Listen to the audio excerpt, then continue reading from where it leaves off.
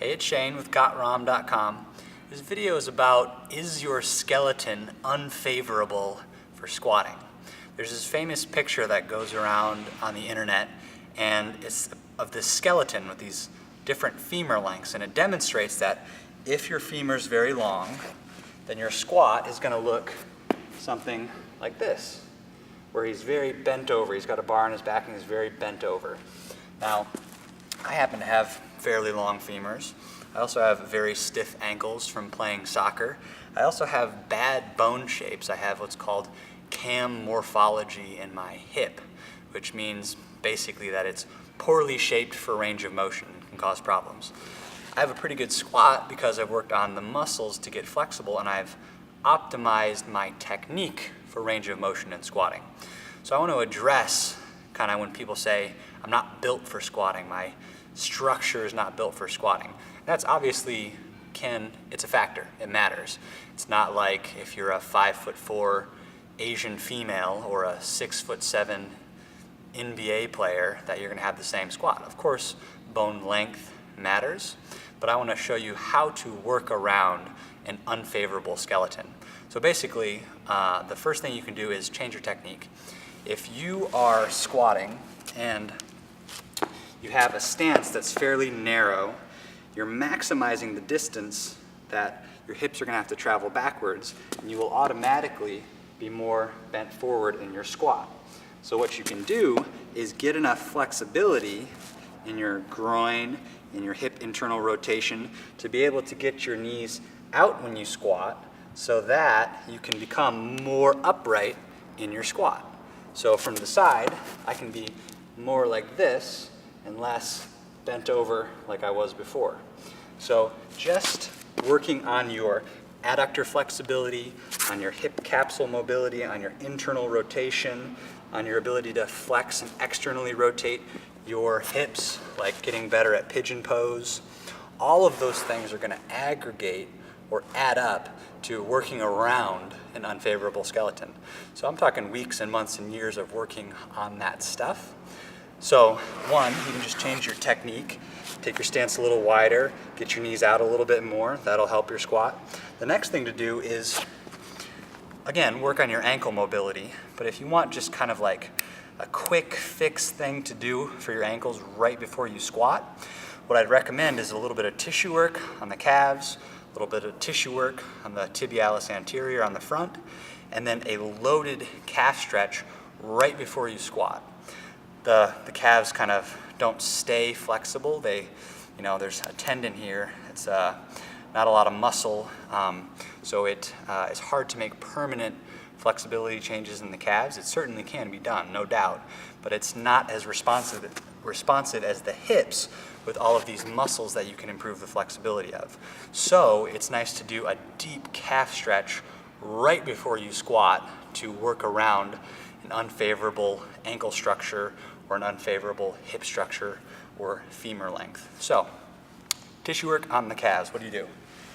Set up a barbell like I have here, a little bit elevated on 5-pound plates, and stack your legs like this and go side to side anywhere on this region. Usually the low parts are a little bit stiffer than the high parts, but go anywhere. So you're here, you're going side to side, or you're making ankle circles as you go side to side. The weight of this makes it more intense. If you're a real ninja, you can lean forward and add extra weight and kind of pin the muscle down and then pull your toe up towards your face, pin the muscle down, pull the toe up towards your face. You can even roll the barbell very slowly. So combine all these techniques. When you find a really ugly spot, like right there for me, breathe and relax. Do a little work, contract, relax. Just try to unstiffify that spot. So work on those calves a little bit. Work on both sides. Keep working longer than you think you need to. I'm talking minimum 2 minutes, 3, 4, 5, 10 minutes. Sometimes experiment with doing a long session of like 20 minutes on this side, 20 minutes on this side, just on ankle mobility, and then do the stretch and then squat, and you'll be happy with the results. The next thing to do is work on your tibialis anterior. Take the plate off of the bar, and you're going to put the barbell on the outside of your leg, and you're going to put it on the outside of your shin. So there's a bone right here. I'm not on the bone. I'm just lateral on the squishy part, on the tibialis anterior, and I'm just using the barbell to kind of steamroll that stuff. If you're a runner, this can be really intense, or if you do lots of jumping and landing. But if this is not intense enough, you can either add weight to this bar or just add the weight of your leg. So I'm a little bit pigeon-toed. I'm not totally vertical, because then it's easier to get on the bone. I go a little pigeon-toed on here, add the weight, contract, relax, breathe, relax, let it soften up. After you've let this soften up for a little bit, you've then worked on the back side, on the front side, and it's time to do the loaded calf stretch just prior to your squats. So you should already be warmed up and mobilized, and this should be the last thing you do. So you come over here. It's quick and easy to just hold a heavy dumbbell in one hand, step up onto a box, hold this pull for support, and then with a straight leg, watch my ankle, I'm gonna let my heel drop down towards the ground. You can obviously do this without the weight, but the weight pushes you deeper into the stretch, and then you do all your normal things to get a muscle to relax. You breathe, you relax, you contract it by stepping your toes into the box without actually moving yourself, and then relax. So it's an isometric contraction. I'm contracting my calf muscle by stepping my toes into the box, and then I relax, keep sinking lower.